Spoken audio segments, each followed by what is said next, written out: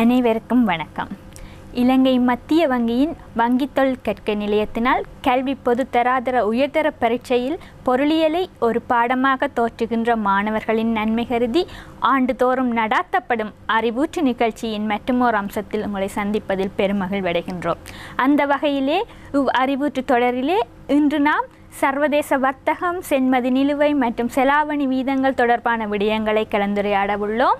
இன்றைய கலந்துரையாடலுக்காக எம்முடன் இணைந்திருக்கின்ற இலங்கை மத்திய வங்கியின் பொருளாதார ஆராய்ச்சி திணைக்களத்தின் சிரேஷ்ட பொருளியலாளர் திருமதி பூங்கோதை வேணுகானன் அவர்கள். வணக்கம் பூங்கோதை. வணக்கம் பிரணவி. நான் ஏற்கனவே சொன்னது போல் சர்வதேச வர்த்தகம் மற்றும் அதனுடன் தொடர்புடைய பல வினாக்கள் கடந்த கால உயர்தர பரீட்சையிலே வினாவப்பட்டுள்ளன. சர்வதேச வர்த்தகமானது பொருளியல் பாடப்பரப்பிலே மிகவும் முக்கியமான ஓர் பாடமாக காணப்படுகின்றது. ஆகவே நாங்கள் முதலில் சர்வதேச வர்த்தகம் என்றால் என்ன என்று பார்ப்போம். நல்ல ஒரு கேள்வி பிரணவி, அறிமுகத்துக்கு நன்றி. சர்வதேச வர்த்தகம் என்பது முக்கியமாக ஒரு நாடு மற்றும் ஒரு நாட்டுடன் அல்லது நாடுகளுடன் மேற்கொள்கின்ற பொருட்கள் மற்றும் சேவைகள் என்பவை தொடர்பான வியாபார கர்மங்களில் ஈடுபடுதலே சர்வதேச வர்த்தகமாக காணப்படுகிறது. இப்போ சர்வதேச வர்த்தகத்தில் அடிப்படையான சில விஷயங்கள், அதாவது முக்கியமாக வேறு நாட்டிலிருந்து கொள்வனவு செய்தல், அதாவது இலங்கை வேறு நாடுகளிலிருந்து கொள்வனவு செய்யும் போது இது இறக்குமதிகளாகவும், வேறு நாட்களுக்கு நாம் எம்முடைய பண்டங்களை நாம் விற்பனை செய்யும் பட்சத்தில் இவை ஏற்றுமதிகளாகவும் கருதப்படுகின்றன. இவையே சர்வதேச வர்த்தகத்தில் நாம் தெரிந்து கொள்ள வேண்டிய ஒரு முக்கியமான அடிப்படையான விஷயங்கள் பிரணவி. சர்வதேச வர்த்தகத்தின் அடிப்படை விடயங்களான ஏற்றுமதி இறக்குமதிகள் பற்றி கூறினீர்கள். ஏற்றுமதி இறக்குமதிகள் மற்றும் சர்வதேச வர்த்தகம் என்று நான் எடுக்கும்போது அங்கே பல பிரதான கோட்பாடுகள் காணப்படுகின்றன. நாம் ஒரு நாட்டுக்கு ஒரு ஏற்றுமதி செய்யும் போதுமென்றால் அங்கே ஒரு கோட்பாடு, பிரதான கோட்பாடுகள் பற்றி சற்று கூறுங்கள். பிரதான கோட்பாடுகளாக சர்வதேச வர்த்தகத்தில் நாம் காணுகின்ற இரு கோட்பாடுகள் முக்கியமாக, அதாவது முழு நன்மை கோட்பாடு மற்றது ஒப்பீட்டு நன்மை கோட்பாடுகள். அதாவது முழு நன்மை கோட்பாடு என்பது ஒரு நாட்டின் மூல வளத்திலிருந்து கிடைக்கப்பெறும் வெளியீடு இன்னும் ஒரு நாட்டின் வெளியீட்டினை விட அதிகமாக இருக்கும் போது அந்நாடு அந்த உற்பத்தி தொடர்பில் முழு நன்மையினை கொண்டிருப்பதாக கருதப்படுகிறது. எனவே கொடுக்கப்பட்ட வளங்களை கொண்டு மற்றைய நாட்டை விட அதிகமாக உற்பத்தி செய்யக்கூடிய நாடு அந்த உற்பத்தி தொடர்பில் முழு நன்மையை கொண்டு இருப்பதுடன் அந்த உற்பத்தியில் அந்நாடு சிறப்பு தேர்ச்சி பெற்று மிதமிஞ்சிய உற்பத்தியினை மற்றையதொரு நாட்டுடன் வர்த்தகம் செய்யும் வாய்ப்பு ஏற்படுகிறது. அதே நேரத்தில் நாம் தற்போது திரையில் பார்க்கலாம், இந்த முழு நன்மை கோட்பாடு தொடர்பிலான ஒரு சிறிய உதாரணத்தை நாம் பார்க்கலாம். அதாவது அமெரிக்கா, சீனா உதாரணத்திற்காக நாம் எடுத்துள்ளோம். இவைகள் இரு பண்டங்களை உற்பத்தி செய்கின்றன, அதாவது கோதுமை மற்றும் ஆடை. அமெரிக்கா கோதுமையில் அமெரிக்கா நாட்டில் இருக்கும் வளங்களுடன் அது கோதுமை உற்பத்தியானது 1000 அலகுகளை உற்பத்தி செய்யும். அதே வேளையில் ஆடை உற்பத்தி 500 அலகுகளை உற்பத்தி செய்கிறது. சீனா என்பது 750 அலகுகள் கோதுமை அலகுகளை உற்பத்தி செய்யும். அதே வேளையில் 1500 ஆடை அலகுகளை உற்பத்தி செய்கிறது. ஆகவே நாம் இங்கே பார்க்கின்ற போது அமெரிக்கா, சீனா இரண்டையும் பார்க்கின்ற போது அமெரிக்கா கோதுமையை அதிகமாக உற்பத்தி செய்யக்கூடிய ஆற்றலை காணப்படுவதனால் அமெரிக்கா கோதுமையை உற்பத்தி செய்கின்றது. சீனா இதே வேளையில் ஆடைகள் உற்பத்தியில் அதிக உற்பத்தி மேற்கொள்கின்றதனால் சீனா ஆடை உற்பத்தியை மேற்கொள்கின்றது. தொடர்ச்சியாக நாம் பார்க்கலாம் அடுத்த கோட்பாடு, இது முழு நன்மை கோட்பாடு. இன்னும் ஒரு முக்கிய கோட்பாடாக காணப்படுகிறது ஒப்பீட்டு நன்மை கோட்பாடுகள். அதாவது ஒரு நாடு மற்றையதொரு நாட்டினை விட குறைந்த அமைய செலவில் ஒரு பொருளினை உற்பத்தி செய்யுமாயின் அந்த பொருள் தொடர்பில் அந்த நாட்டிற்கு ஒப்பீட்டு நன்மை ஒன்று காணப்படுகிறது என கருதப்படுகிறது. முழு நன்மையின் அடிப்படையில் ஒரு நாடு இரு பொருட்கள் தொடர்பிலும் முழு நன்மையை கொண்டிருக்குமாயின் அங்கு வர்த்தகம் இடம்பெறாது. அதாவது நாம் முன்னர் பார்த்திருந்தோம் அந்த உதாரணம். ஒரு நாடு இப்போ உதாரணத்திற்கு அமெரிக்கா கோதுமை மற்றும் ஆடை இரண்டிலுமே அது அதிகமான உற்பத்தியை மேற்கொள்ளக்கூடிய சாத்தியம் இருக்கின்ற பட்சத்தில் இந்த பன்னாட்டு வர்த்தகமோ சர்வதேச வர்த்தகமோ நடைபெறுவதற்கான சாத்தியம் எதுவும் இல்லை. ஆனால் நாடுகள் அமைய செலவு அடிப்படையில் தங்களுடைய உற்பத்தி தீர்மானங்களை மேற்கொள்ளும் பொழுது இந்த பன்னாட்டு வர்த்தகமோ சர்வதேச வர்த்தகத்தையோ மேற்கொள்வதற்கான வாய்ப்புகள் ஏற்படுகின்றன. ஆகவே தொடர்ந்து நாம் பார்க்கலாம் இன்னொரு உதாரணம். இந்த ஒப்பீட்டு நன்மை கோட்பாடு சம்பந்தமான ஒரு உதாரணத்தை நாம் தற்போது திரையில் பார்க்கலாம். அதாவது அமெரிக்கா நாடு நாம் முன்னர் பார்த்த அதே உதாரணத்தின் அடிப்படையில் பார்க்கின்றோம். அமெரிக்கா என்பது கோதுமையையும் ஆடையையும் உற்பத்தி செய்கிறது. சீனாவும் ஒரே பொருட்களை உற்பத்தி செய்கின்றன.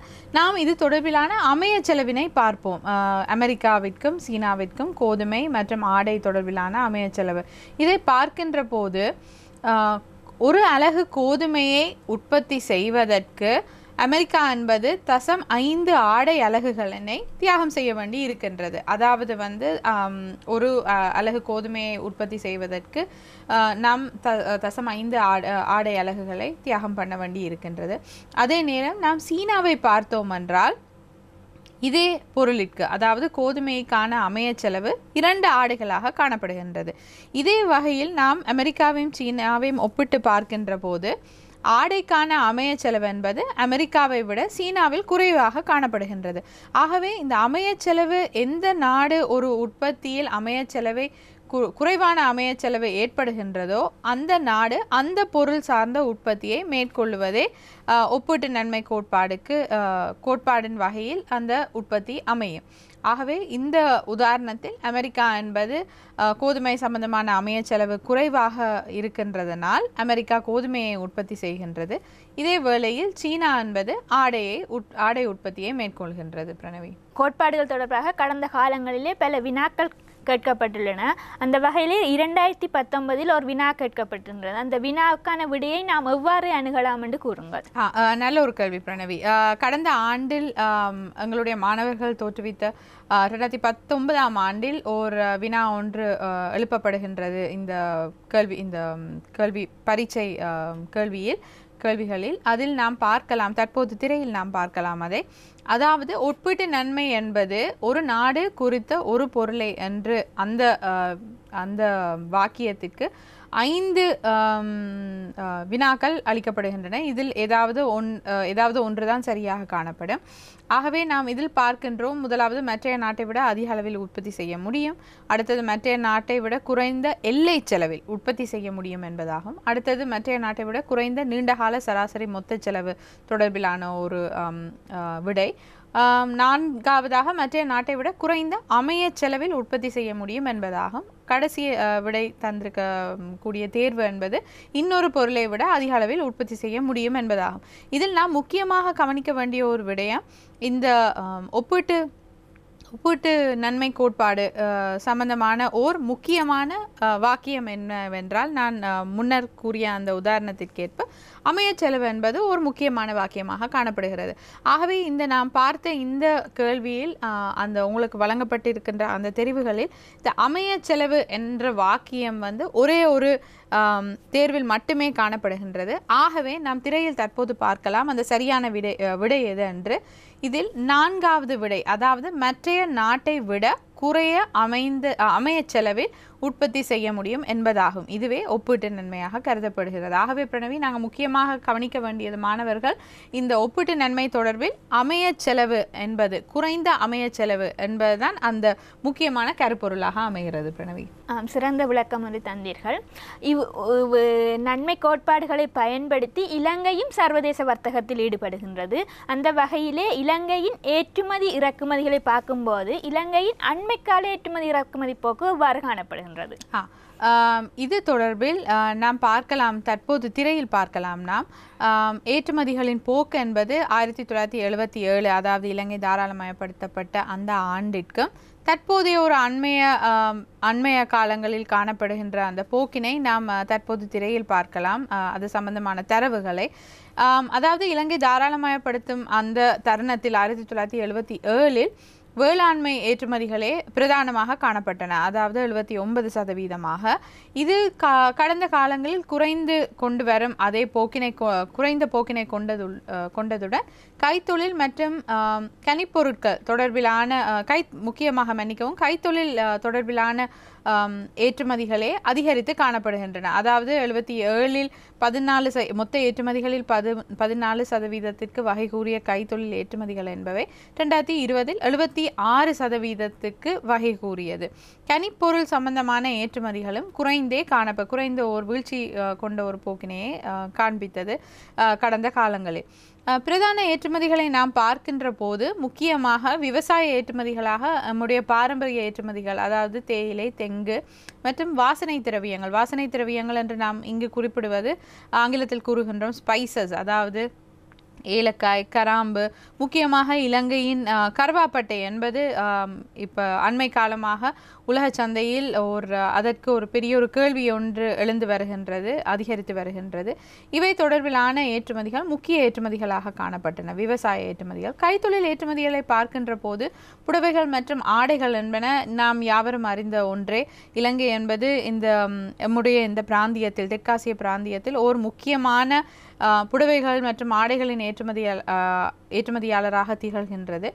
அத்துடன் இரப்பர் உற்பத்திகள், பெட்ரோலிய உற்பத்திகள், இரத்தினம், வைரம் மற்றும் ஆபரணங்கள், அத்துடன் உணவு, குடிபானங்கள் மற்றும் பொறி மற்றும் இயந்திரவியல் சாதனங்கள் என்பன முக்கிய ஏற்றுமதிகளாக காணப்பட்டன. பிரணவி, முக்கிய ஏற்றுமதிகள் பற்றி கூறினீர்கள். இலங்கையின் இறக்குமதிகளின் கூறுகள் பற்றி கூறுங்கள். ஆம், இறக்குமதிகளை பற்றி பார்த்தோம் என்றால் அது சம்பந்தமான சில தரவுகளை நாம் தற்போது திரையில் பார்க்கலாம். இலங்கையின் இறக்குமதிகளை பார்க்கின்ற போது நுகர்வு பொருட்கள், இடைநிலை பொருட்கள் மற்றும் முதலீட்டு பொருட்கள் என்பவை முக்கிய வகைகளாக காணப்படுகின்றன. திரையில் தற்போது நாம் பார்க்கின்றோம் இது தொடர்பிலான சில தரவுகள். நுகர்வு பொருட்கள் என்பன இறக்குமதிகளின் மொத்த பங்கில் 1977உடன் ஒப்பிடுகையில் கிட்டத்தட்ட அரைவாசி ஆகிவிட்டது. அதாவது 43%இலிருந்து 21% இது குறைந்து வீழ்ச்சியடைந்து காணப்பட்டது. இடைநிலை பொருட்கள் என்பன சற்று அதிக இந்த வீழ்ச்சிக்கு எதிர்மறையாக இடைநிலை பொருட்கள் மற்றும் முதலீட்டு பொருட்களின் இறக்குமதிகள் அதிகரித்து செல்கின்றன. குறிப்பாக இது இலங்கையில் கைத்தொழில் துறையின் வளர்ச்சி, தயாரிப்பு துறையின் வளர்ச்சியினால் இந்த இறக்குமதிகளுக்கான கேள்வி அதிகரித்து வந்த காரணத்தினால் இவைகள் வளர்ந்து செல்லும் ஓர் போக்கினை கொண்டுள்ளன. பிரதான இறக்குமதிகளை பார்க்கின்ற போது முக்கியமாக 2019-2020 நாம் பார்க்கின்றோம் உணவும் குடிபானங்களும் வளர்ச்சி அடைந்திருக்கின்றது. சென்ற ஆண்டு உணவல்லாத நுகர்வு பொருட்கள், முக்கியமாக இதில் வாகனங்கள் என்பன பாரிய ஒரு வீழ்ச்சியை கண்டது 2020. நாம் யாவரும் அறிந்தது COVID-19 நோய் தொற்றின் இந்த பின்னணியில் அரசு என்பது சென்ற ஆண்டில் 2020 ஆண்டில் சில வெளிநாட்டு செலாவணி தொடர்பிலான சில சிக்கல்கள் ஏற்பட்ட காரணத்தினால், இறக்குமதிகள் மீதான தடைகளை விதித்த காரணத்தினால் இறக்குமதிகளின் பங்கு என்பது, அதாவது குறிப்பாக வாகனங்கள் தொடர்பிலான இறக்குமதிகள் வீழ்ச்சியடைந்து காணப்பட்டது.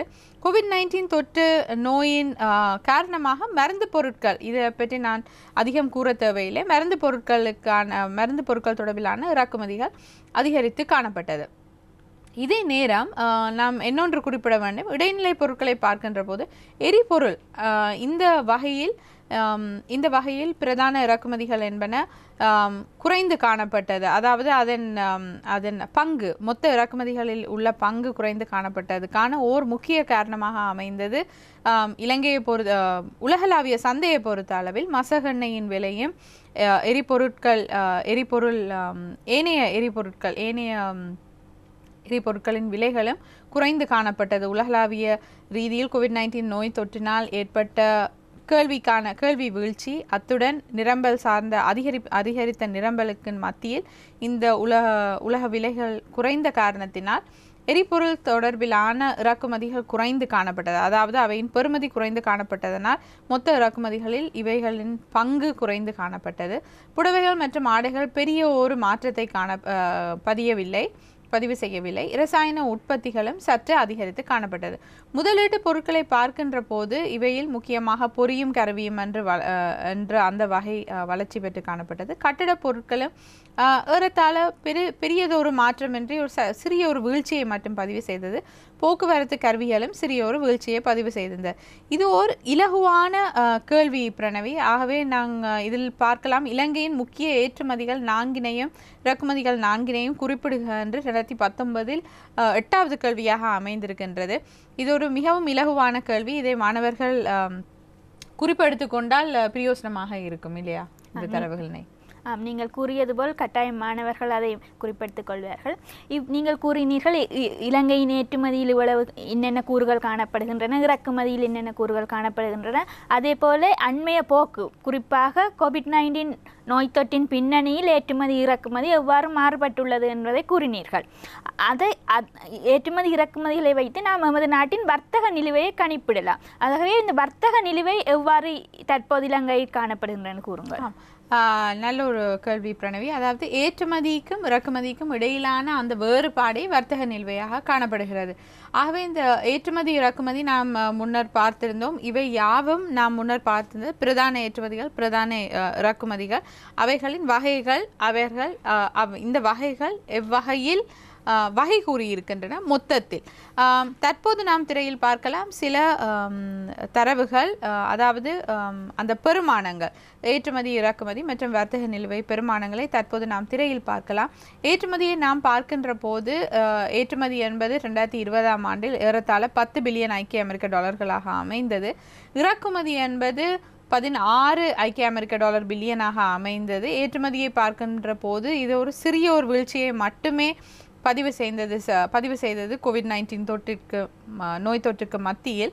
இறக்குமதி என்பது நான் முன்னர் கூறியது போல் பல அரசு விதித்த பல இறக்குமதிகள் மீதான தடைகளின் காரணமாக 2020 இது ஏற்றுமதியில் ஏற்பட்ட வீழ்ச்சியை விட இறக்குமதியில் ஏற்பட்ட வீழ்ச்சி அதிகமாக காணப்பட்டது.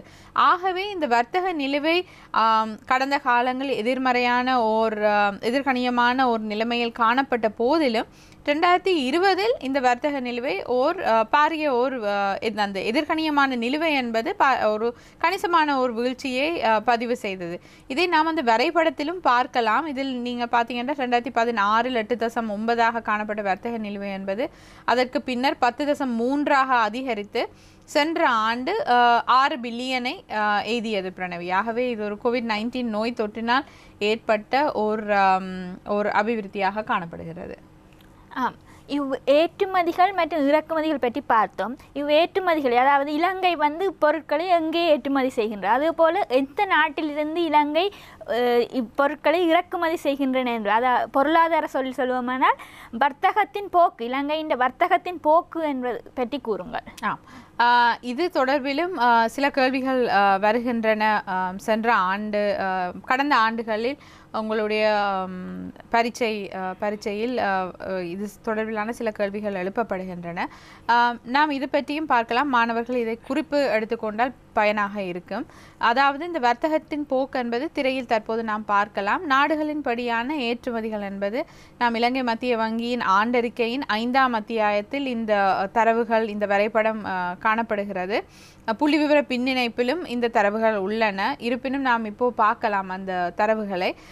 முக்கிய ஏற்றுமதி நாடுகளாக 2020 நாம் பார்க்கின்றோம் ஐக்கிய அமெரிக்கா, ஐக்கிய ராச்சியம், இந்தியா, ஜெர்மனி, இட்டலி, பெல்ஜியம், அதாவது லக்சம்பர்க், மற்றது நெதர்லாண்ட்ஸ், சைனா, கனடா மற்றும் டர்க்கி. இந்த நாடுகளே பாரிய ஏற்றுமதி நாடுகளாக காணப்படுகின்றன. நாம் பார்க்கின்ற போது அந்த இந்த சேர்மானத்தை நாம் பார்க்கின்ற போது ஐக்கிய அமெரிக்கா 25% பங்குக்கு வகை கூறியது. அதே மாதிரி ஐரோப்பிய ஒன்றியம், நீங்கள் பார்க்கக்கூடிய அந்த பட்டியலில் கூட ஐரோப்பிய ஒன்றியத்தில் இருந்தான பல நாடுகள் காணப்படுகின்றன. ஜெர்மனி, இட்டலி, பெல்ஜியம், நெதர்லாண்ட்ஸ் போன்றவை. அத்துடன் ஐரோப்பிய ஒன்றியத்தின் ஏனையவை, அதாவது ஜெர்மனி தவிர்ந்த நாடுகள் அந்த 17%க்கு வகை கூறியன. அத்துடன் ஜெர்மனி, இந்தியா, ஐக்கிய ராச்சியம், ஆசியாவில் ஏனையவை, அதாவது இந்தியாவை தவிர்ந்த ஆசியாவின் ஏனைய நாடுகள் மற்றும் மத்திய கிழக்கு என்பனவும் வகை கூறியன. பிரணவி கேட்டது போல் மேலும் நாம் பார்க்கலாம் இறக்குமதிகள் சம்பந்தமான வர்த்தகத்தின் போக்கு. இப்போ பாரிய இறக்குமதி நாடுகளை பார்த்தோம் என்றால் 2020 முக்கியமாக சீனா, இந்தியா, ஐக்கிய அரபு ராச்சியம், சிங்கப்பூர், மலேசியா, ஜப்பான், ஐக்கிய அமெரிக்கா, தாய்லாந்து, இந்தோனேஷியா, பாகிஸ்தான், இவைகளிலிருந்தே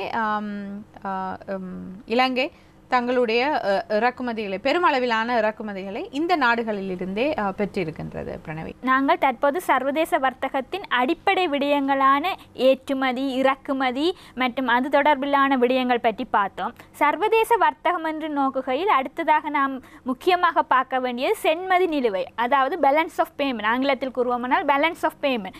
உண்மையில் இந்த சென்மதி நிலுவை என்றால் என்ன, அதன் அடிப்படை என்னவென்று கூறுங்கள். சென்மதி நிலுவை புள்ளி விவரங்கள் என்பது பிரணவி நீங்கள் கூறியது போல் ஒரு முக்கியமான அம்சமாக காணப்படுகின்றது. வெளிநாட்டுத்துறையை எடுத்து பார்க்கின்ற போது, மற்றது பன்னாட்டு வர்த்தகத்தை பற்றி நாம் பார்க்கின்ற போது, இந்த சென்மதி நிலுவை புள்ளி விவரங்கள் என்பன ஒரு குறிப்பிட்ட காலப்பகுதியில் வதிவுள்ளோர் மற்றும் வதிவற்றோருக்கு இடையிலான பொருளாதார கொடுக்கல் வாங்கல்களை தொகுக்கும் ஓர் கூற்று என்பது இந்த சென்மதி நிலுவையாக காணப்படுகின்றது. இப்போ இதில் இரு விஷயங்களை நாம் பார்க்க வேண்டும். அதாவது முக்கியமாக உள்ளக சமநிலை, ஒரு பொருளாதாரத்தை எடுத்துக்கொண்டோமானால் உள்ளக சமநிலை, அதாவது பொருளாதார வளர்ச்சியை எய்தும் போது உள்நாட்டு பொருளாதாரத்தில் உச்ச தொழில்நிலை மற்றும் விலை உறுதிப்பாட்டை பேணல் என்பதே இந்த உள்ளக சமநிலையாக காணப்படுகின்றது.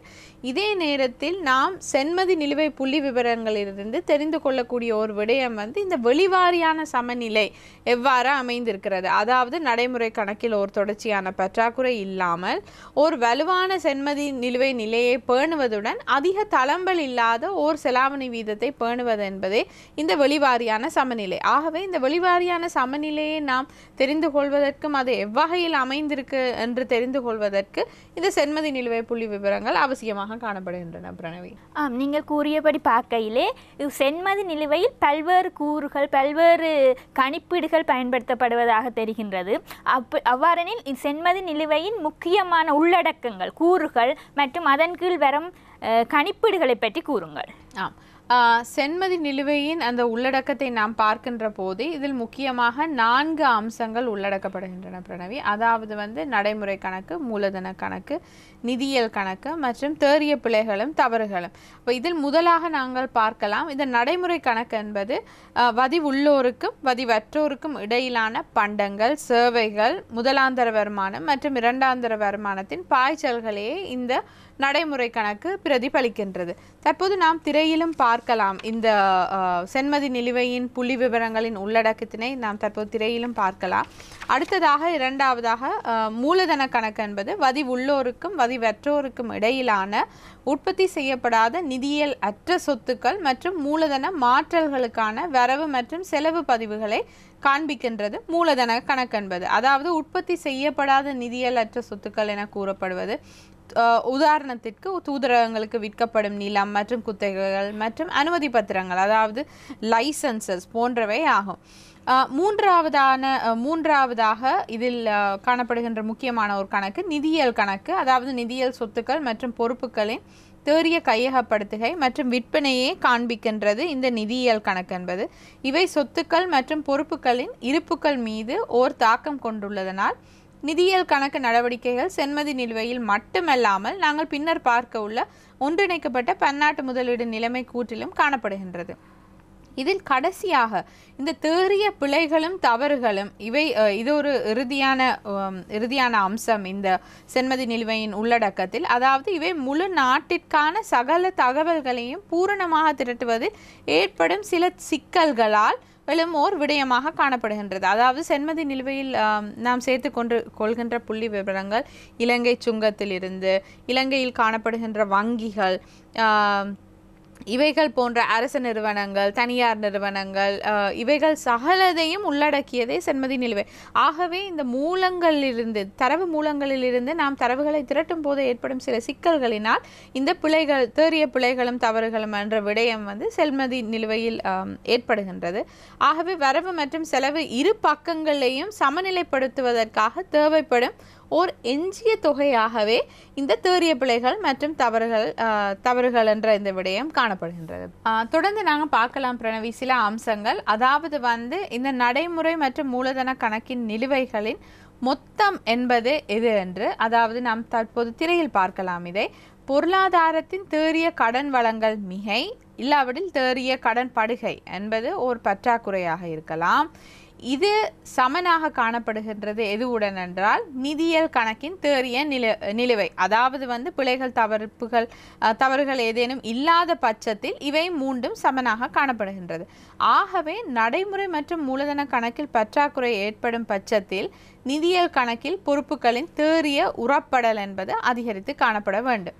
அடுத்தது நடைமுறை மற்றும் மூலதன கணக்கில் இதுவே ஒரு மிகையாக ஏற்பட்டால் நிதியியல் கணக்கில் சொத்துக்களின் தேறிய கையகப்படுத்துகை அதிகரிக்க வேண்டும்.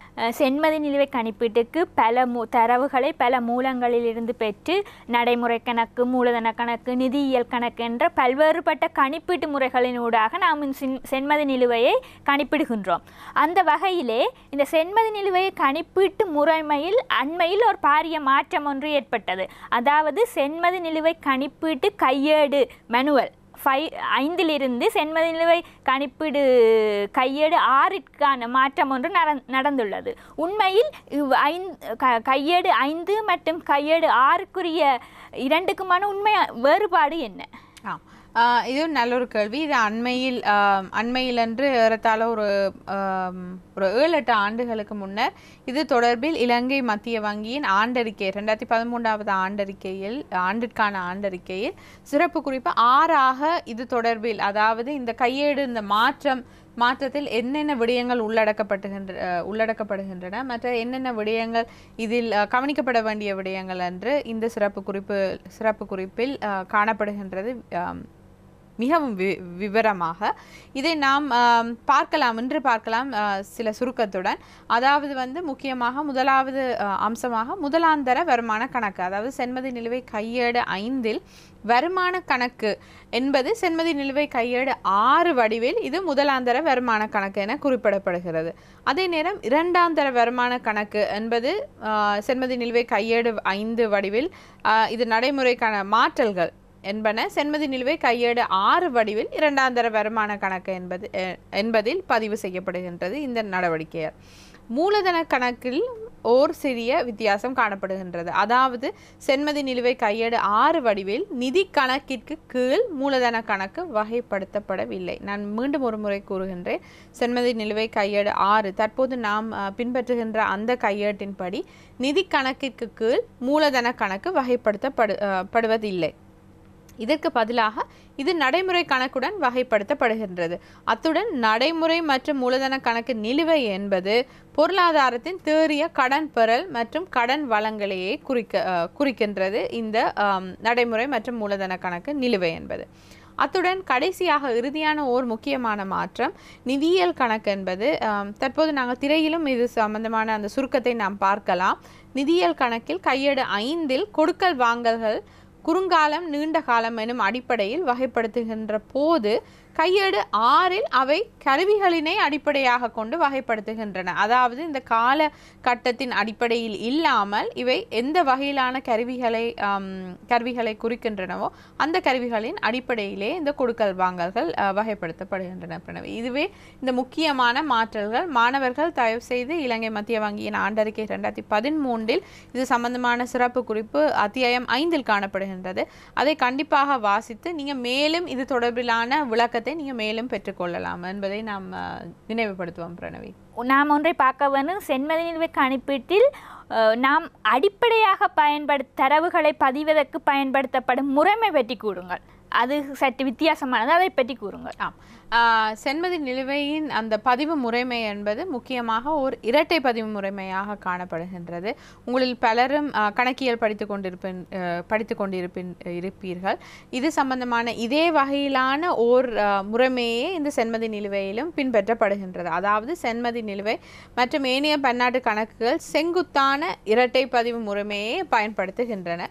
இதில் ஒவ்வொரு நடவடிக்கையும் குறைந்தது 2 ஒத்தான பதிவுகள், இது நாங்கள் யாவரும் அறிந்தது. அதாவது நாம் ஆங்கிலத்தில் கூறுகின்றோம் டெபிட் அண்ட் கிரெடிட், அதாவது தமிழில் கூறுகின்றோம் வரவு செலவு என்று சொல்லி.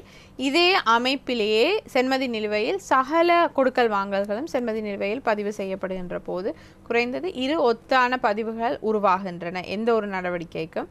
ஒரு கம்பெனி கணக்குடன் ஒப்பிடுகையில் வெளிநாட்டுத்துறை கணக்கீடு என்பது மிகவும் கடினமானது. ஏனெனில் நாங்கள் முன்னர் கூறியது போல் அந்த இரு பதிவுகளுக்கான தரவுகளும் வேறுபட்ட இரு மூலங்களிலிருந்தோ பல மூலங்களிலிருந்தோ கிடைக்கப்பெறும் பட்சத்தில் இவை கம்பெனி கணக்குடன் ஒப்பிடுகையில் இது ஒரே விதமான ஒரு இரட்டை பதிவு முறைமையையும் ஒரு செங்குத்தான பதிவு முறைமையும் கொண்ட ஒரு வடிவத்தை கொண்டிருந்த போதிலும் சென்மதி நிலுவை கணக்கு என்பது சற்று கடினமானது.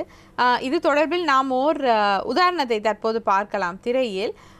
அதாவது சென்மதி நிலுவையின் பண்டங்கள் தொடர்பான பதிவுகளை நாம் இன்று பார்ப்போம். உதாரணத்திற்கு 2019 டிசம்பரில் அமெரிக்காவில் உள்ள ஒரு கம்பெனிக்கு ஐக்கிய அமெரிக்க டாலர் 1 லட்சம் பெறுமதியிலான ஆடைகள் ஓர் இலங்கை ஏற்றுமதியாளரால் ஏற்றுமதி செய்யப்படுகிறது. பண்டங்கள் கிடைத்ததும் ஐக்கிய அமெரிக்க டாலர் 60,000 கொடுக்கப்படும் எனவும் மிகுதியான ஐக்கிய அமெரிக்க டாலர் 40,000 60 நாட்களில் தீர்ப்பனவு செய்யப்படும். அதாவது ஏற்றுமதியாளரால் வழங்கப்பட்ட வர்த்தக கடன்கள். இதை கண்டிப்பாக மாணவர்கள் கவனித்துக் கொள்ளுங்கள். இது ஏற்றுமதியாளரால் வழங்கப்பட்ட வர்த்தக கடனாக ஐக்கிய அமெரிக்க டாலர் 40,000 என்பதே கொடுப்பனவு ஒப்பந்தம் ஆகும். வர்த்தக கடன்கள் 2020 பிப்ரவரியில், அதாவது அடுத்த ஆண்டில், இந்த நடவடிக்கை 2019 நடப்பதாக நாம் இந்த கேள்வியில் பார்க்கின்றோம். அடுத்த இன்னும் ஒரு விடயம், ஒரு இலங்கை நகை தயாரிப்பாளர் என்பவர் ஐக்கிய அமெரிக்க டாலர் 20,000 பெறுமதியிலான தங்கத்தை மூலப்பொருளாக 2019 ஜூலையில் இறக்குமதி செய்கிறார். இந்திய ஏற்றுமதியாளர் 6 மாதத்திற்கான மறுபடியும் வர்த்தக கடன்களை வழங்கியதுடன் 2020 ஜனவரியில் இது தொடர்பான கொடுப்பனவு செய்யப்பட வேண்டியிருந்தது.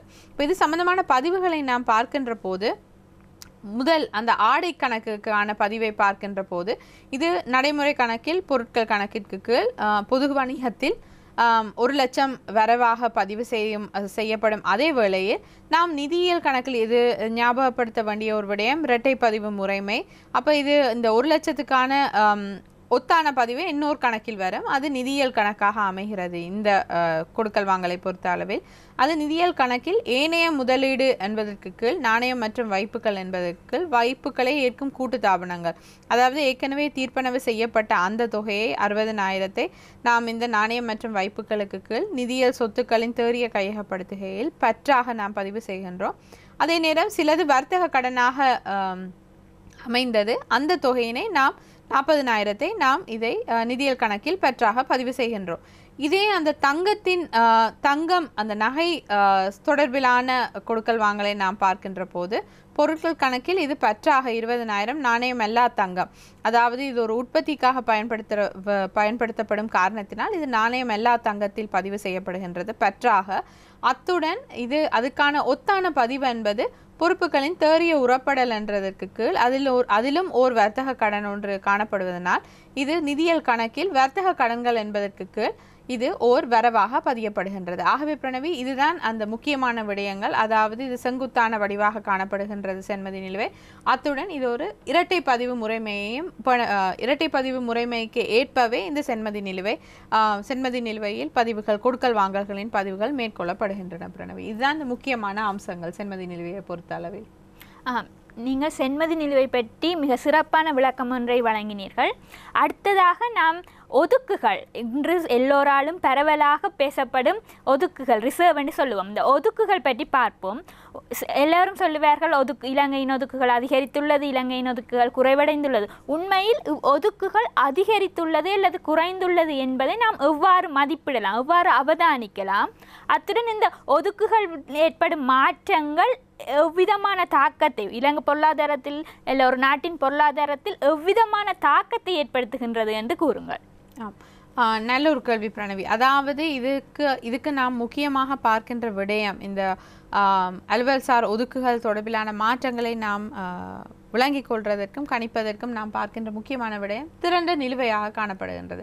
அதாவது திரண்ட நிலுவை என்பது தேறிய பன்னாட்டு ஒதுக்குகளின் மாற்றத்தையே பிரதிபலிக்கின்றது. இந்த திரண்ட நிலுவை என்பது தேறிய பன்னாட்டு ஒதுக்குகளின் இறுதி நிலுவையிலிருந்து தேறிய பன்னாட்டு ஒதுக்குகளின் ஆரம்ப நிலுவை, அதாவது சென்ற ஆண்டு இந்த ஆண்டின் பன்னாட்டு ஒதுக்குகளுக்கும் சென்ற ஆண்டின் பன்னாட்டு ஒதுக்குகளுக்கும் இடையிலான இந்த மாற்றமே இந்த திரண்ட நிலுவையாக காணப்படுகின்றது.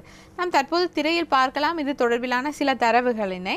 அதாவது 2017 முதல் 2020 காலப்பகுதியில் மொத்த அலுவல்சார் ஒதுக்குகள் என்பன 7.9 பில்லியனிலிருந்து 2020 5.6 பில்லியனாக குறைந்து காணப்பட்டது. நாம் யாவரும் அறிந்தது கோவிட்-19 நோய் தொற்றினால் பொருளாதாரம் பல சிக்கல்களுக்கு முகம் கொடுத்த காரணத்தினால் இந்த மொத்த அலுவல்சார் ஒதுக்குகள் ஒரு கணிசமான ஓர் வீழ்ச்சியினை 2019க்கும் 2020க்கும் இடையில் பதிவு செய்தது. ஒதுக்குடன் தொடர்புடைய பொறுப்புகள் இவையை நாம் கழித்து நமக்கு கிடைக்கும் அந்த விடையே இந்த தேறிய பன்னாட்டு ஒதுக்குகளாக காணப்படுகின்றது. ஆகவே அதே நேரத்தில் நாம் முன்னர் கூறிய அந்த திரண்ட நிலுவை என்பது இந்த தேறிய பன்னாட்டு ஒதுக்குகளுக்கு இடையிலான மாற்றமாக காணப்படுகின்றது. ஆகவே திரண்ட நிலுவை என்பது சென்ற ஆண்டில் இந்த திரண்ட நிலுவை திரண்ட பற்றாக்குறையாக காணப்பட்டது. ஐக்கிய அமெரிக்க டாலர் ஏறத்தாழ ஐக்கிய அமெரிக்க டாலர் 2.3 பில்லியனாக. ஆகவே திரண்ட மிகையானது மொத்த அலுவல்சார் ஒதுக்குகளினை அதிகரிக்கும் பட்சத்தில் திரண்ட பற்றாக்குறையானது நாம் சென்ற ஆண்டு பார்த்த அந்த திரண்ட பற்றாக்குறையானது மொத்த அலுவல்சார் ஒதுக்குகளை குறைக்க செய்யும். பிரணவி, இன்னொரு நல்ல ஒரு கேள்வி ஒன்று கேட்டிருந்தீர்கள். அதாவது இந்த திரண்ட நிலுவையும் அதன் பொருளாதார விளக்கத்தினையும் பற்றி. இந்த திரண்ட நிலுவை என்பது நாம் முன்னர் பார்த்திருந்தோம் 2020 அதிகரித்து காணப்பட்டது.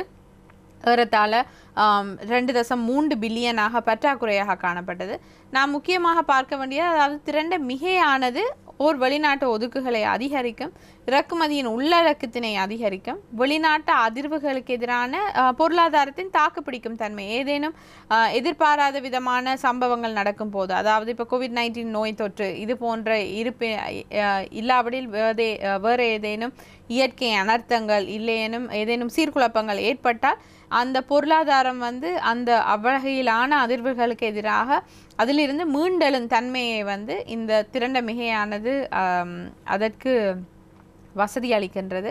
அதே வேளையில் சந்தையில் செலாவணி வீதத்தின் மீதான அழுத்தங்களை குறைப்பதற்கும் இது பயன்படுத்தப்படுகின்றது. மிகையாக அமைந்தால் முதலீட்டாளர்களின் நம்பிக்கையையும் கட்டெழுப்பும் ஒரு ஆற்றலை கொண்டிருக்கின்றது திரண்ட மிகை ஒன்று ஏற்படும் பட்சத்தில்.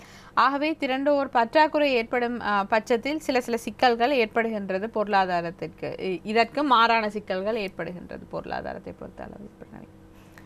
நம் பன்னாட்டு ஒதுக்குகள் பற்றி பார்க்கும்போது அடுத்ததாக பன்னாட்டு முதலீட்டு நிலைமை பற்றி பார்ப்போம். உண்மை பன்னாட்டு முதலீட்டு நிலைமை என்றால் என்ன? பன்னாட்டு முதலீட்டு நிலைமையினூடாக இலங்கை உலகின் ஏனைய நாடுகளுடன் எவ்வாறு தொடர்பு பட்டுள்ளது என்பதை பற்றி கூறுங்கள். பன்னாட்டு முதலீட்டு நிலைமை என்பது ஒரு முக்கியமான கணக்கு. நாம் முன்னர் பார்த்திருந்தோம். இந்த வர்த்தகம் தொடர்பிலான மற்றும் வெளிவாரியான கணக்குகளில் பார்க்கின்ற போது பன்னாட்டு முதலீட்டு நிலைமை என்பதும் ஒரு முக்கியமான கணக்காக காணப்படுகின்றது. அதாவது ஒரு குறிப்பிட்ட நேரத்தில் பெறுமதி மற்றும் பகுப்பாய்வை காண்பிக்கும் ஒரு புள்ளி விவர கூற்றாகும். எந்த கொடுக்கல் வாங்கல்களின் பெறுமதி மற்றும் பகுப்பாய்வை அது உள்ளடக்குகின்றது என்றால் பதிவற்றோர் மீது கோரக்கூடிய ஓர் பொருளாதாரத்தின் வதிவுள்ளோரின் நிதியியல் சொத்துக்கள் மற்றும் வதிவற்றோருக்கும் பொருளாதாரத்தின் வதிவுள்ளோரின் பொறுப்புகள் இவையே இந்த புள்ளி விவர கூற்று அதாவது பன்னாட்டு முதலீட்டு நிலைமை என்பது உள்ளடக்குகின்றது.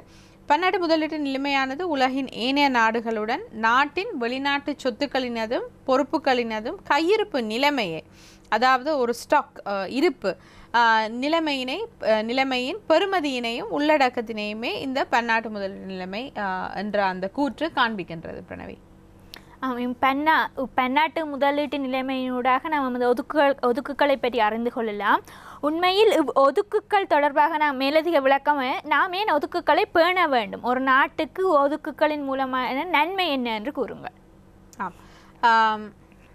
நாம் பார்க்கின்றோம், அதாவது வெளிநாட்டு ஒதுக்குகளை நாம் பேணுகின்றோம். இந்த அண்மை காலங்களில் வெளிநாட்டு ஒதுக்குகள் சம்பந்தமான பல கருத்துக்கள் பல வினாக்கள் எழுப்பப்படுகின்றன. இந்த வெளிநாட்டு ஒதுக்குகளை ஏன் வைத்திருக்க வேண்டும், ஏன் இதை பேண வேண்டும் என்று நாம் பார்க்கின்ற போது முக்கியமாக முதலாவது அம்சமாக குறுங்கால பொறுப்புகளை தீர்த்து கொள்வதற்கு தீர்ப்பனவு செய்து கொள்வதற்கு ஒரு நாட்டிற்கான ஒதுக்குகள் முக்கியமாக காணப்படுகின்றன. இந்த குறுங்கால பொறுப்புகள் நாட்டின் குறுங்கால படுகடன்கள் அவைகளை தீர்ப்பனவு செய்வதற்கு இது முக்கியமான ஒரு அம்சமாக காணப்படுகின்றது.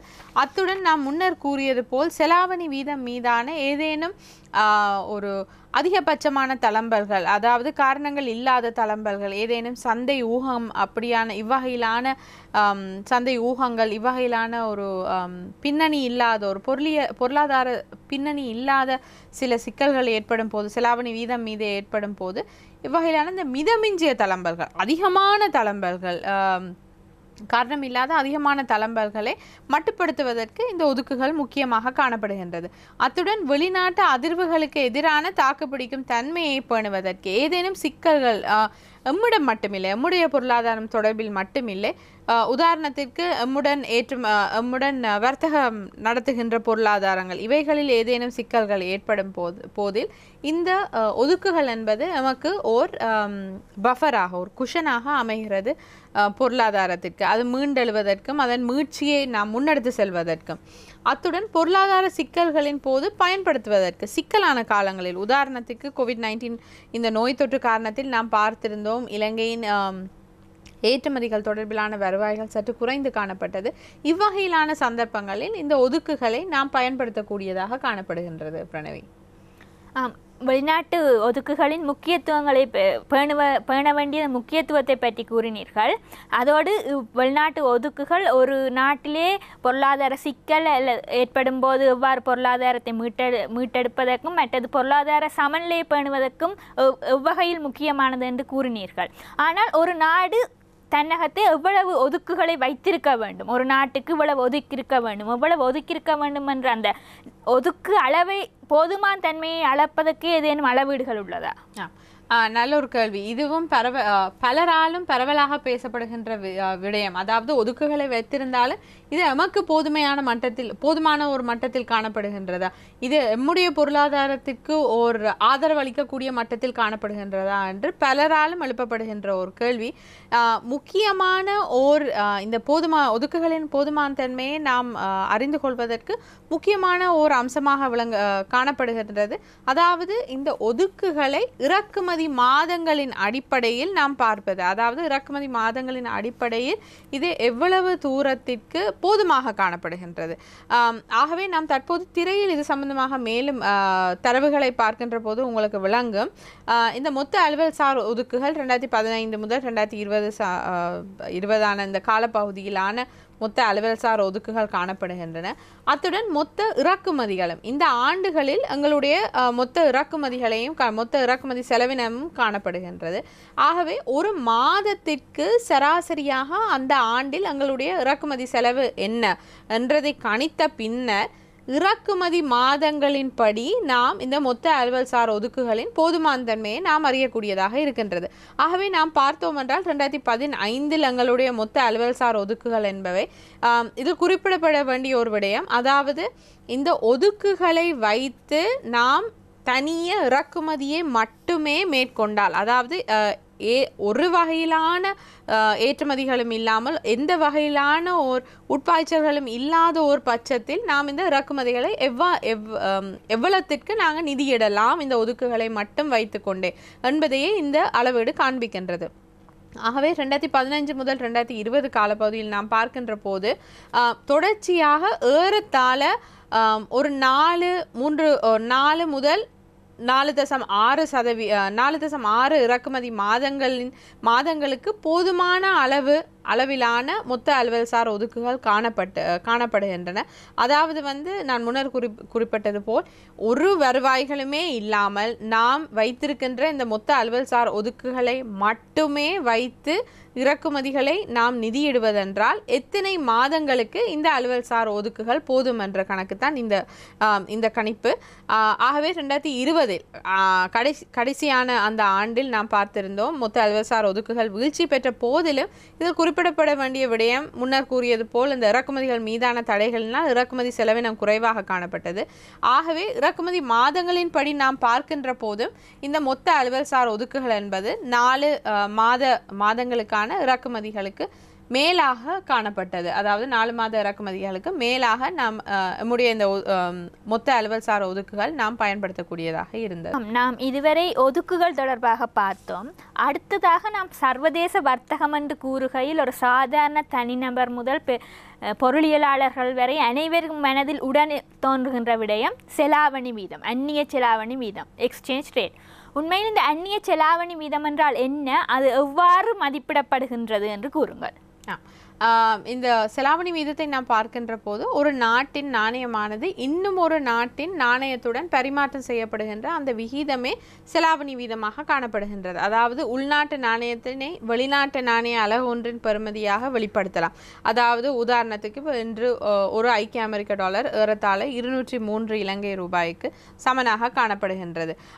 அதே வேளையில் நாம் இதை மாற்றாகவும் நாம் இதை வெளிப்படுத்தலாம். அதாவது உள்நாட்டு அலகொன்றின் பெறுமதியாக வெளிநாட்டு நாணயத்தினையும் நாம் அதன் அடிப்படையிலும் நாம் கூறிக்கொள்ளலாம். பிரணவி, செலாவணி வீதத்தை எவ்வாறு அடிப்படையில் மதிப்பிடலாம் என்று கூறினீர்கள். ஆனால் செலாவணி வீதத்தை 2 முறைகளில் கூறப்படுகின்றது. அதாவது உண்மை செலாவணி வீதம், பேரளவு செலாவணி வீதம். அந்த உண்மை செலாவணி வீதம், பேரளவு செலாவணி வீதம் என்றால் என்ன, அது எவ்வாறு வித்தியாசப்படுகின்றது? நல்ல ஒரு கேள்வி. அதாவது இந்த பேரளவு செலாவணி வீதம் என்பது ஒரு அலகு வெளிநாட்டு நாணயத்தின் பெறுமதியாக உள்நாட்டு நாணயத்தையோ அல்லது நான் முன்னர் கூறியது போல் உள்நாட்டு நாணய அலகு ஒன்றின் பெறுமதியாக வெளிநாட்டு நாணயத்தையோ வெளிப்படுத்துகின்றதே இந்த பேரளவு செலாவணி வீதம் ஆகும்.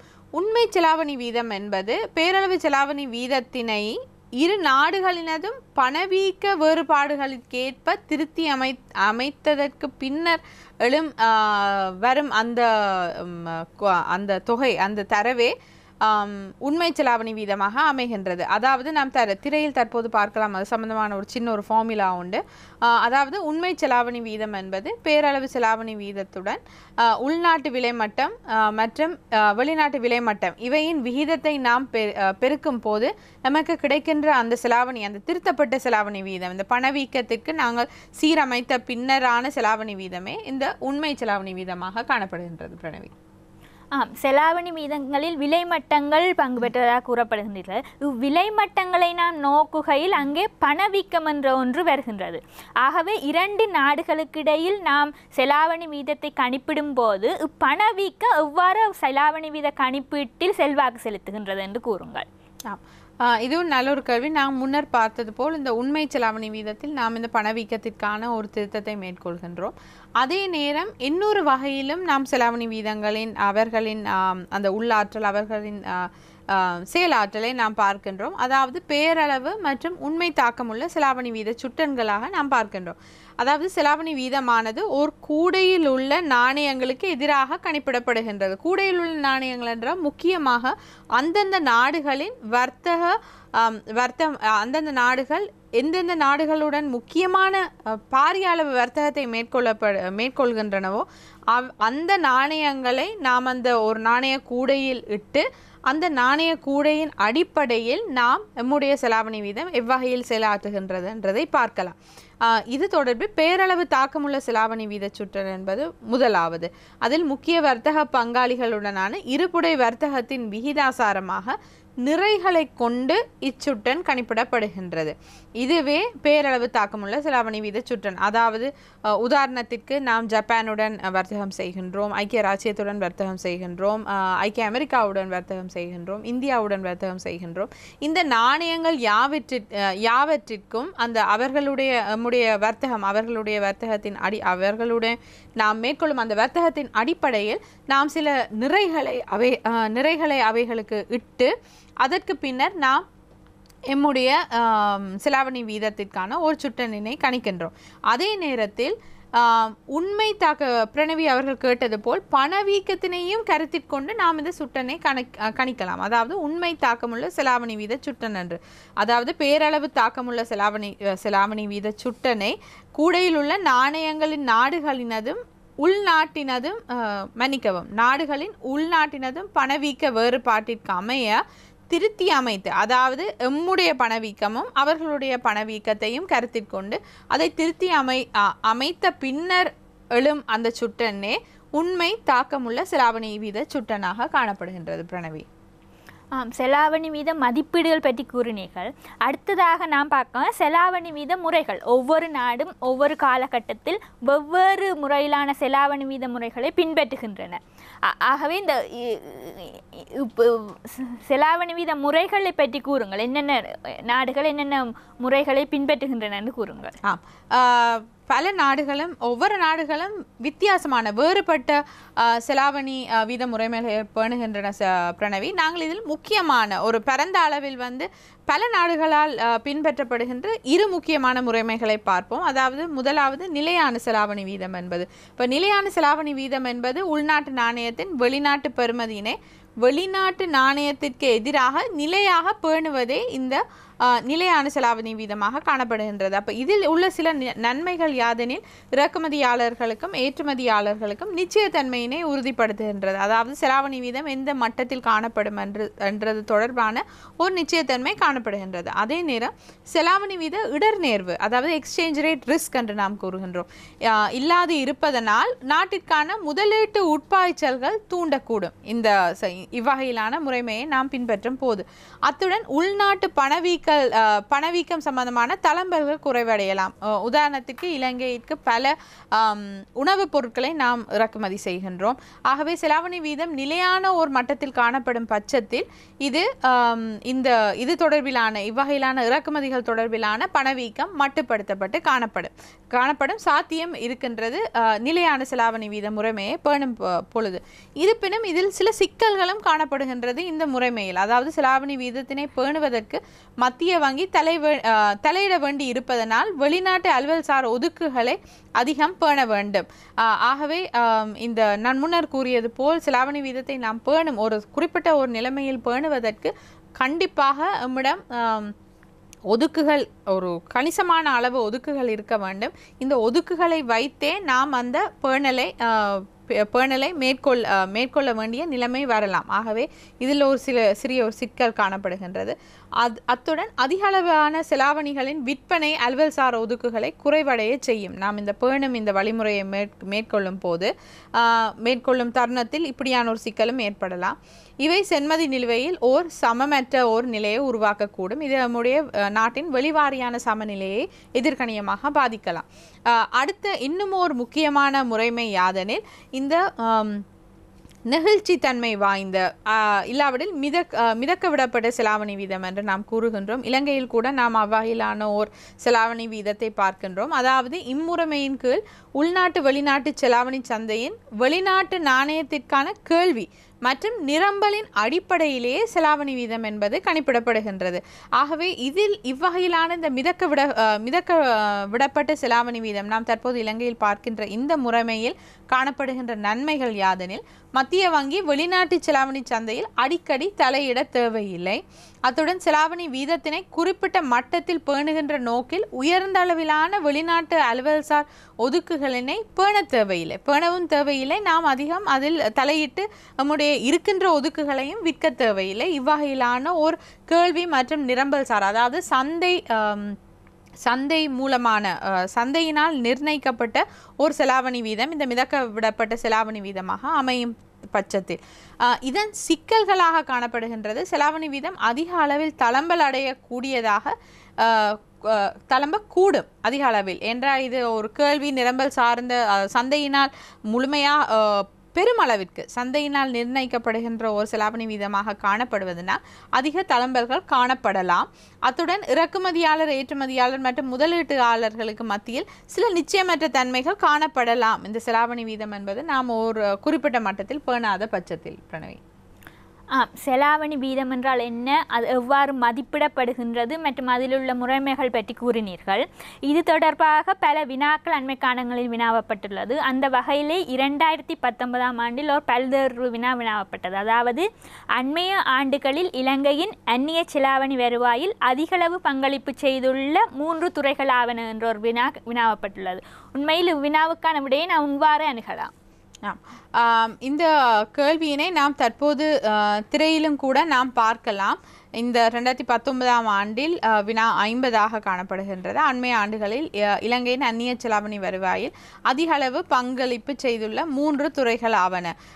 இதில் முக்கியமாக நாம் பார்க்கின்றோம் சில துறைகளை அவர்கள் குறிப்பிட்டுள்ளார்கள், பட்டியலிட்டுள்ளார்கள். அதில் தேயிலை, புடவைகள், சுற்றுலாத்துறை, வெளிநாட்டு தொழிலாளர் அனுப்பல்கள், பெட்ரோலிய உற்பத்திகள், ரப்பர் உற்பத்திகள், புடவைகளும் தைக்கப்பட்ட ஆடைகளும் இவ்வகையிலான பல துறைகள் காணப்படுகின்றன. இது நாம் முன்னர் பார்த்திருந்தோம். அந்த ஏற்றுமதி போக்கு, இறக்குமதி போக்குகள் இது சம்பந்தமான முக்கியமாக இதில் இலங்கையின் அந்நிய செலாவணி வருவாயில் அதிக அளவு பங்களிப்பு செய்துள்ள 3 துறைகளாக குறிப்பிடுவதனால் இது ஏற்றுமதி போக்குகளிலிருந்து நாம் இது தொடர்பிலான விடையை பெற்றுக்கொள்ளலாம். 2019 நாம் அந்த காலப்பகுதியும் அதற்கு அண்மையான காலப்பகுதியிலையும் பார்க்கின்ற போது முக்கியமான பங்களிப்பு செய்த அந்நிய செலாவணி வருவாய்களை நமக்கு ஈர்த்து தந்த துறைகளை பார்க்கின்ற போது முக்கியமாக வெளிநாட்டு தொழிலாளர் பண அனுப்பல்களாக காணப்பட்டது, மற்றும் புடவைகளும் தைக்கப்பட்ட ஆடைகளும் காணப்பட்டது, மற்றும் சுற்றுலாத்துறையும் காணப்பட்டது. முக்கியமான பல ஆண்டு காலமாக இவ்வகையிலான போக்கினையே இலங்கை பொருளாதாரம் காண்பித்தது. இவ்வகையிலான இந்த துறைகளையே முக்கியமான பண வருவாய்களை நமக்கு ஈட்டு தந்தது. இருப்பினும் மாணவர்கள் அண்மை காலங்களில், அதாவது 2020ஆம் ஆண்டை எடுத்துக்கொண்டோமானால் சுற்றுலாத்துறையின் பங்களிப்பு என்பது மிகவும் குறைவாக காணப்பட்டது. ஆகவே இவ்வகையிலான கேள்வியை நீங்கள் அந்த காலப்பகுதியில் எந்த காலப்பகுதியை குறிப்பிடுகின்றார்கள் என்றதை பார்த்து கவனமாக மாணவர்கள் விடையளிக்க வேண்டும். அண்மைய கால போக்குகளை நாம் என்று விளங்கப்படுத்தி இருந்தோம். இதை பற்றி நீங்கள் மேலும் இது தொடர்பிலான தகவல்கள் இந்த வெளிநாட்டுத்துறை, வர்த்தகம், சென்மதி நிலுவை, பன்னாட்டு முதலீட்டு நிலைமை இவ்வகையிலான இந்த வெளிவாரியான கணக்குகள் தொடர்பிலான பல தகவல்களை இலங்கை மத்திய வங்கியின் ஆண்டறிக்கையின் அத்தியாயம் 5 இவ்வகையிலான சகல அம்சங்களும் உள்ளடக்கி இருக்கின்றது இந்த அத்தியாயத்தில். அத்துடன் நீங்கள் இந்த ஏற்றுமதிகள், இறக்குமதிகள் தொடர்பிலான போக்குகள், வர்த்தக நோக்கு, வர்த்தகத்தின் அந்த போக்கு, எந்த நாடுகளுடன் நாம் வர்த்தகம் செய்கின்றோம், இறக்குமதிகள், ஏற்றுமதிகள், மற்ற செலாவணி வீதங்களின் போக்கு இவைகள் தொடர்பிலான பல புள்ளி விவரங்கள் கூட பிரணவி எங்களுடைய ஆண்டறிக்கையின் அந்த புள்ளி விவர பின்னிணைப்பில் பல புள்ளி விவரங்கள் நீண்ட ஓர் காலத்திற்கு பல புள்ளி விவரங்கள் காணப்படுகின்றன. இவையே கண்டிப்பாக பிரணவி மாணவர்கள் மிகவும் கவனமாக பார்த்து அதை படித்து அந்த இவ்வகையிலான கேள்விகளை அணுகும் போது இவைகளை நீங்கள் மனதில் வைத்து கண்டிப்பாக விடை கூற வேண்டும். ஆம், அந்த வகையிலே நாம் இன்று சர்வதேச வர்த்தகம் மற்றும் அதனுடன் தொடர்புடைய ஏற்றுமதி, இறக்குமதி மற்றும் ஏற்றுமதி இறக்குமதிகளின் போக்கு, அது மட்டுமல்லாமல் சென்மதி நிலுவை மற்றும் சென்மதி நிலுவை எவ்வாறு மதிப்பிடப்படுகின்றது, அதில் உள்ள கூறுகள் என்னவென்று பார்த்தோம்.